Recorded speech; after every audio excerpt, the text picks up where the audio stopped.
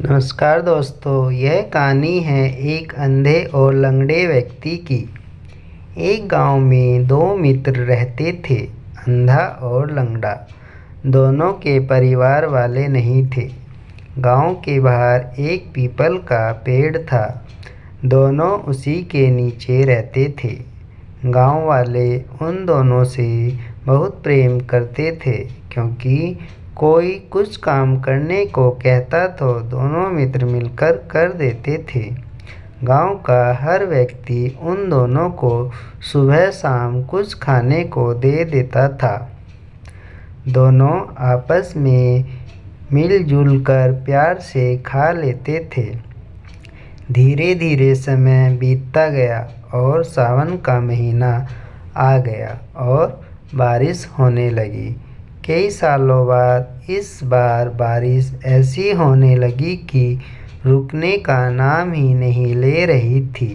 लगातार 7 दिनों तक बारिश होती रही। गांव पानी से डूबने लगा। गांव में त्राही-त्राही मच गई। लोग गांव छोड़कर भागने लगे। अंधे ने लंगड़े से कहा, भाई ये आवाज़ कैसी आ रही है? लंगड़े ने कहा कि गांव में पानी भरने की वजह से लोग गांव छोड़कर जा रहे हैं। तब अंधे ने कहा कि हम दोनों को भी यहाँ से जाना चाहिए। गांव वालों से बोलो कि वो हमें भी साथ लेकर चले।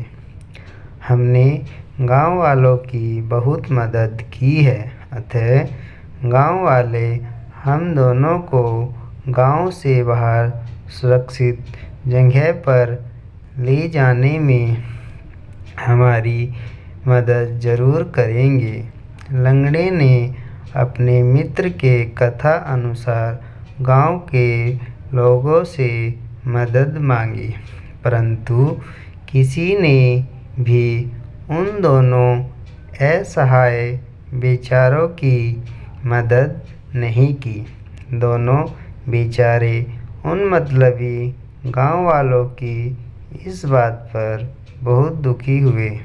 लंगड़ा बेचारा रोते गिड़गिड़ाते हुए गांव के लोगों से बोला, भाई मुझे लेकर जाने में आप लोगों को तकलीफ हो सकती है, परंतु मेरे अंधे मित्र को ले जाने में तो कोई तकलीफ नहीं होगी।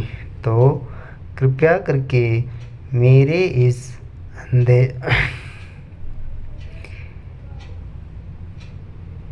कृपया करके मेरे इस अंधे मित्र को लेकर चले जाएं। तभी अंधा मित्र अपने लंगड़े मित्र की इस बात को सुनकर रोने लगा और बोला कि मैं यहीं तुम्हारे साथ इस बाढ़ में डूबकर मर जाऊंगा, किंतु तुम्हें अकेले यहाँ छोड़कर नहीं जाऊंगा। मित्र, यह बात सुनकर लंगड़ा भी रोने लगा और फिर दोनों एक दूसरे को गले लगाकर रोने लगे।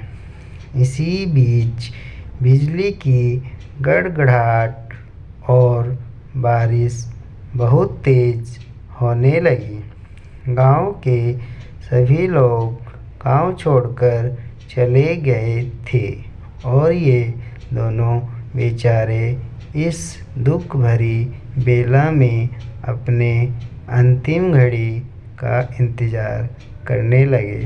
तभी लंगड़ा मित्र अंधे मित्र से कहने लगा कि मैं अपने पैरों से चल नहीं सकता था, लेकिन भाई तुम उनके साथ चले जा सकते थे। वो तुम्हें बस रास्ता बताते जाते और तुम उसी रास्ते उनके साथ सुरक्षित जगह पर पहुंच जाते, जिससे तुम्हारी जान बच जाती। तभी अचानक अंधे ने खुश होते हुए लंगड़े से कहा कि भाई अब हम दोनों की भी जान बच जाएगी। लंगड़े ने कहा। वो कैसे? अंधे ने कहा, भाई तुम चल नहीं सकते, लेकिन मैं तो चल सकता हूँ ना।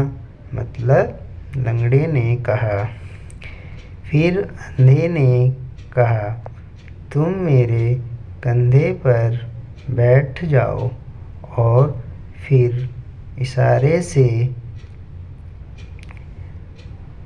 तथा बोलकर सुरक्षित रास्ते की तरफ चलने में तुम मेरी मदद करना, जिससे हम दोनों यहाँ से सुरक्षित जगह चले जाएंगे। लंगड़ा अंधे की बात से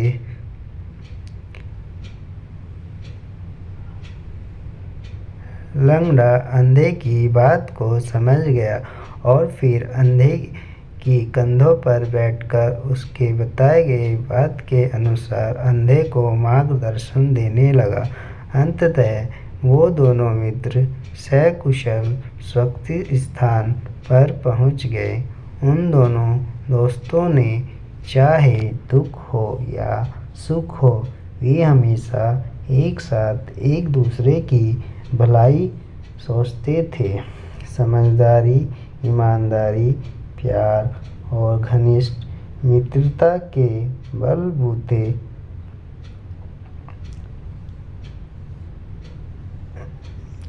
उन दोनों की जान बच गई।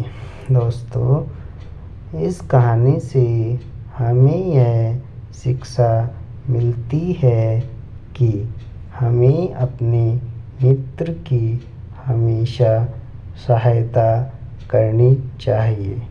कोई भी समस्या हो, हमेशा अपनी मित्रता निभानी चाहिए, क्योंकि सच्चा मित्र वही होता है जो दूसरे मित्र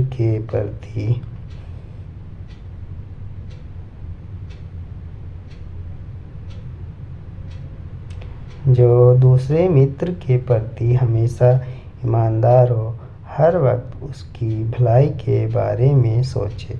ऐसी सोच रखने वाले दोस्तों को दुनिया की कोई भी बुरी ताकत उन्हें हरा नहीं सकती। वे हमेशा हर लड़ाई एक साथ मिलकर जीत लेंगे। धन्यवाद।